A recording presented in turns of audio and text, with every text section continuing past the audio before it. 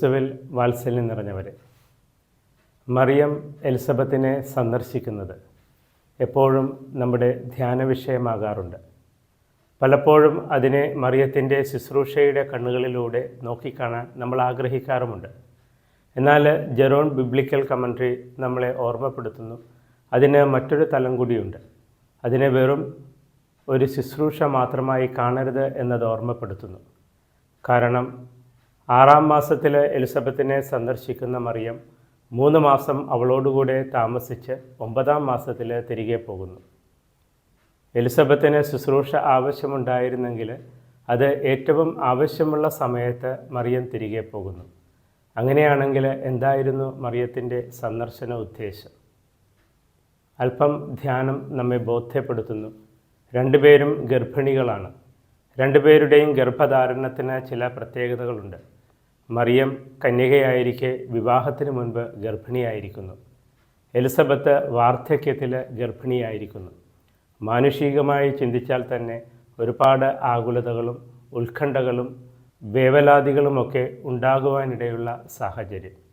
അങ്ങനെയുള്ള സാഹചര്യത്തിൽ തന്നെ മനസ്സിലാക്കുന്ന, തൻ്റെ അനുഭവത്തിന് സമാനമായ അനുഭവങ്ങളിലൂടെ കടന്നു പോകുന്ന ഒരാളോട് മനസ്സ് തുറക്കാൻ കഴിഞ്ഞാൽ, അയാളോട് കൂടെ ചേർന്നിരുന്ന് അതിൽ ദൈവത്തിൻ്റെ പദ്ധതി തിരിച്ചറിയുവാനായിട്ട് കഴിഞ്ഞാൽ ഒരാൾക്ക് ആത്മവിശ്വാസത്തോടെ ജീവിതത്തെ അഭിമുഖീകരിക്കാനാവും.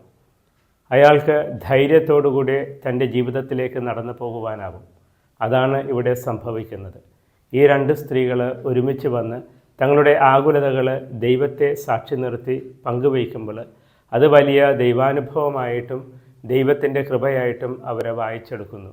ജീവിതത്തിലേക്ക് ആത്മവിശ്വാസത്തോടെ നടന്നു പോകുന്നു. ഇത് അന്നത്തെ പോലെ ഇന്നത്തെയും ആവശ്യമാണ്. നമ്മളെ ഒന്ന് കേൾക്കാൻ, നമ്മളെ ഒന്ന് ആശ്വസിപ്പിക്കാൻ, ആത്മവിശ്വാസം നൽകുന്ന സൗഹൃദം നൽകുവാനൊക്കെ കഴിയുന്നവരിലേക്ക് നമ്മൾ പതിയെ പതിയെ ഓടിയെത്തുന്നു. ഇന്നും ഒരുപാട് മനുഷ്യർ ആത്മവിശ്വാസം വീണ്ടെടുത്ത് സൗഖ്യപ്പെട്ടുകൊണ്ട് ജീവിതത്തിലേക്ക് തിരികെ പോകുന്നത് ഇങ്ങനെയുള്ള കൂട്ടായ്മകളുടെ ഭാഗമായിട്ടാണ്. ഒരുപക്ഷെ നിങ്ങൾ കേട്ടിട്ടുണ്ടായിരിക്കും ആൽക്കഹോളിക് അനോണിമസിനെ കുറിച്ച്. AAA.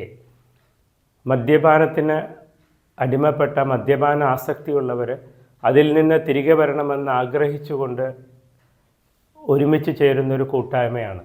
അവർ പരസ്പരം തങ്ങളുടെ ദുഃഖങ്ങളും സങ്കടങ്ങളും തങ്ങളുടെ പ്രയാസങ്ങളുമൊക്കെ പങ്കുവെച്ചുകൊണ്ട് ഓരോരുത്തരെ പരസ്പരം ആശ്വസിപ്പിച്ചുകൊണ്ട് പറഞ്ഞു കൊടുക്കുന്നു, ഞാൻ എപ്രകാരമാണ് ഇതിൽ നിന്ന് പുറത്തു വരുന്നതെന്ന്. അങ്ങനെയുള്ള ആ ആശ്വാസ കൂട്ടായ്മയിൽ നിന്ന് ഒരാൾ സൗഖ്യപ്പെട്ട് ആത്മവിശ്വാസം കൈവരിച്ചുകൊണ്ട് ജീവിതത്തിലേക്ക് നടന്നു വരികയും ഇതിൽ നിന്നൊക്കെ വിമുക്തരാവുകയും ചെയ്യുന്ന കാഴ്ച നമ്മൾ കാണുന്നുണ്ട്. ഇത് എന്നത്തേക്കാളും അത്യാവശ്യമുള്ള ഒരു കാര്യം തന്നെയാണ്. നമ്മളെ ആശ്വസിപ്പിക്കുകയും ആത്മവിശ്വാസം നൽകുകയും ചെയ്യുന്ന കൂട്ടായ്മകൾ, നമ്മുടെയൊക്കെ കുടുംബങ്ങൾ അതിനുള്ള വേദികളാണ്. എന്നാൽ ഇപ്പോൾ നമ്മൾ പല ഭാഗത്തു നിന്ന് ഉയർന്നു കേൾക്കുന്ന പരാതിയുണ്ട്. കുടുംബങ്ങളിൽ പോലും ഇങ്ങനെ കേൾക്കപ്പെടുകയും ആശ്വസിപ്പിക്കപ്പെടുകയും ധൈര്യപ്പെടുത്തുകയും ചെയ്യുന്ന ഇടങ്ങൾ നഷ്ടപ്പെട്ടുകൊണ്ടിരിക്കുന്നു. അതുകൊണ്ട് തന്നെ പലരും ഓർമ്മപ്പെടുത്തുന്നു, ഇനി മുതൽ നമുക്ക് കുടുംബങ്ങളിൽ 1 മണിക്കൂർ മാധ്യമ വിമുക്ത മണിക്കൂർ വേണമെന്ന്. മാധ്യമങ്ങളില്ലാതെ കുടുംബാംഗങ്ങൾ പരസ്പരം പങ്കുവയ്ക്കുകയും സ്നേഹിക്കുകയും ആദരിക്കപ്പെടുകയും ഒക്കെ ചെയ്യുന്ന സമയം വേണമെന്ന്.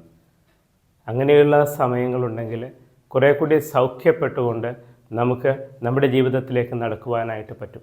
ഈ ക്രിസ്മസ് കാലം എലിസബത്തിൻ്റെയും മറിയത്തിൻ്റെയും സന്ദർശനവും സന്തോഷവുമൊക്കെ പങ്കുവെച്ചുകൊണ്ട് നമ്മെ ഓർമ്മപ്പെടുത്തുന്നു, നമ്മുടെ കൂട്ടായ്മകളൊക്കെ സൗഖ്യം നൽകുന്ന, ധൈര്യം നൽകുന്ന, ആത്മവിശ്വാസം നൽകുന്ന കൂട്ടായ്മകളാക്കി രൂപാന്തരപ്പെടുത്തണമെന്ന്. അതിനാദ്യമായി നമുക്ക് നമ്മുടെ കുടുംബത്തിൽ നിന്ന് തന്നെ തുടങ്ങാം. ദൈവത്തിൻ്റെ നാമത്തിന് ഉപരിമഹത്വമുണ്ടാകട്ടെ.